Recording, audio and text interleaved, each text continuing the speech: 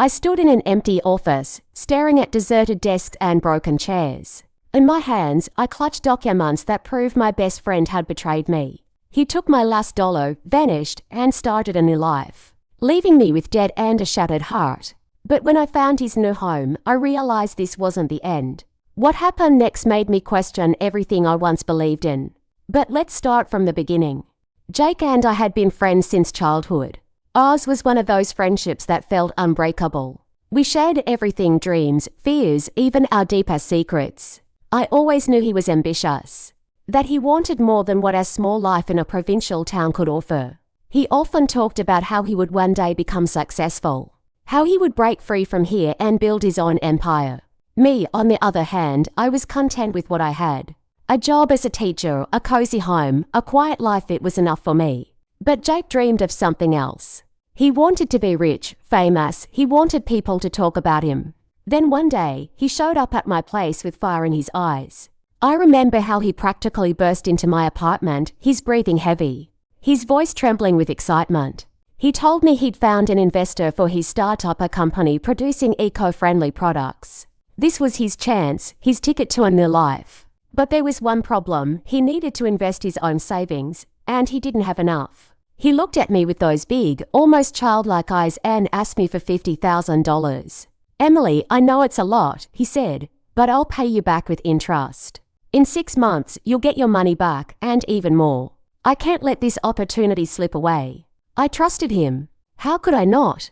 This was Jake, my best friend, the person who had always been there for me. I sold my car, took out a loan, and gave him everything I had. He hugged me, promised I wouldn't regret it, and left, leaving me with the feeling that I'd done something important. But 6 months passed. Jake stopped answering my calls. At first, I thought he was just busy, that he had a lot on his plate. But then I saw the news: his startup had declared bankruptcy. I couldn't believe my eyes. I called him over and over, but he didn't pick up. Finally, I went to his office. It was empty. No furniture, no employees, not even a sign on the door. I stood in the middle of that vacant space, and anger washed over me. How could he do this? How could he take my money, my last savings, and just disappear? I felt rage boiling inside me. I had trusted him with everything, and he just threw me away. In that moment, I realized this wasn't just betrayal. It was something bigger. He didn't just take my money, he destroyed my faith in people, in friendship, in the idea that you could trust someone. And I knew I couldn't just let it go. I couldn't just accept it. Sitting back and waiting for my life to completely fall apart wasn't in my nature. I decided to take action. First, I started searching for information online, news about his company, reviews, any mentions of it. Then I reached out to former employees of his startup who were still in town. And what I found out shocked me to my core. It turned out the bankruptcy was fake. Jake hadn't gone broke, he'd sold his share in the company for a huge sum of money, and simply vanished. He hadn't lost everything like I'd thought. On the contrary, he'd become rich, successful, and all this time, he hadn't even considered reaching out to me. I sat in front of my computer, reading those lines, and couldn't believe my eyes. My best friend, the person I trusted more than anyone, had deceived me. He'd taken my money, my faith, our friendship, and tossed it all aside like it was worthless. I found his new address. He was living in another city, in a luxurious house that looked like it belonged on the cover of a design magazine. When I pulled up to his place, I saw his new car, expensive, shiny, the kind he'd always dreamed of. He looked like he didn't have a care in the world. No guilt, no remorse. When I knocked on the door, he opened it himself. His face, at first relaxed and smiling, twisted in surprise when he saw me. He froze in the doorway, as if he didn't know what to say. "Emily," he started, but I cut him off. "Don't, Jake. Just don't." He tried to justify himself. He said he had no choice, that he wanted to start a new life, that he was planning to pay me back once everything settled. But his words rang hollow. I looked at him and didn't recognize the person I'd known my entire life. This wasn't the Jake I'd shared my dreams with. This was someone else, cold, calculating, a stranger. I didn't want to hear his excuses. Every word he said hurt me.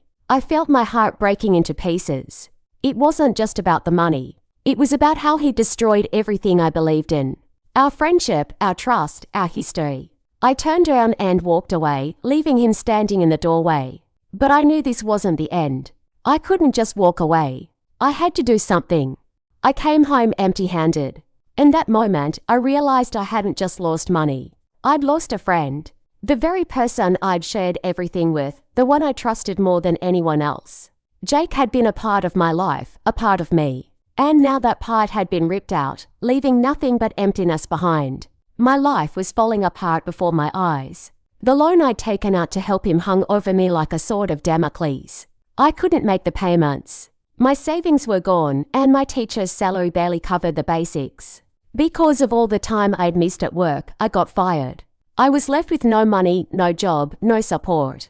But the worst part wasn't even that. The worst part was that my faith in people had been shattered. I couldn't trust anyone anymore. Every time I looked at someone, I found myself wondering, will they betray me like Jake did? I felt hollow, as if someone had scooped out everything that made me feel alive. One evening, sitting in my empty apartment, I realized I couldn't just give up. I stared at the walls that once felt cozy but now looked like prison bars. And I felt a spark ignite inside me. At first, it was faint, barely noticeable, but it was there. It was anger. Not the rage that had consumed me when I first learned of his betrayal, but a cold, calculated anger.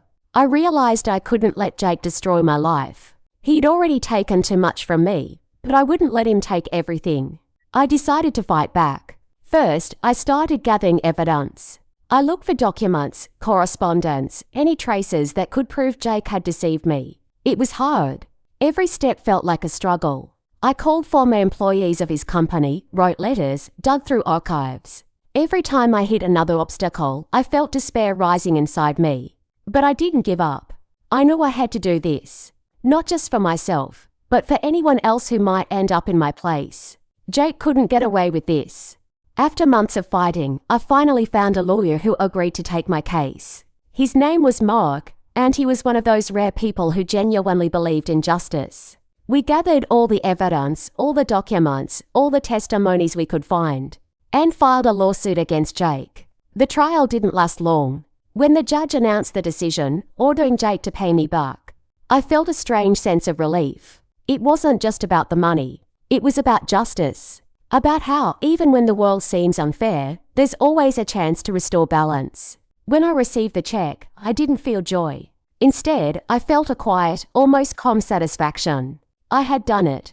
I hadn't let him destroy my life. But something inside me had changed. I wasn't angry at Jake anymore.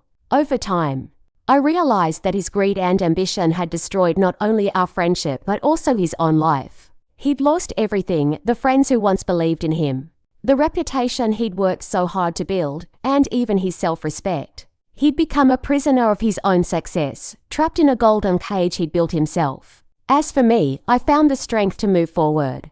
I started a new life. I found a new job, this time at a small publishing company where I was valued and respected. I met new people who showed me that not everyone in this world is willing to betray others for their own gain. Sometimes, especially in the evenings when I sit on the balcony with a cup of tea and watch the sunset, I think about what might have been if Jake hadn't betrayed me. Could our friendship have survived? Would I still believe in him like I used to? But then I catch myself thinking that everything happened the way it was supposed to. This experience made me stronger. It taught me to be cautious but not closed off. It showed me that even in the darkest moments, you can find light if you don't give up. Now I know I can handle anything. And that knowledge, that's the most valuable thing I've taken away from this whole story.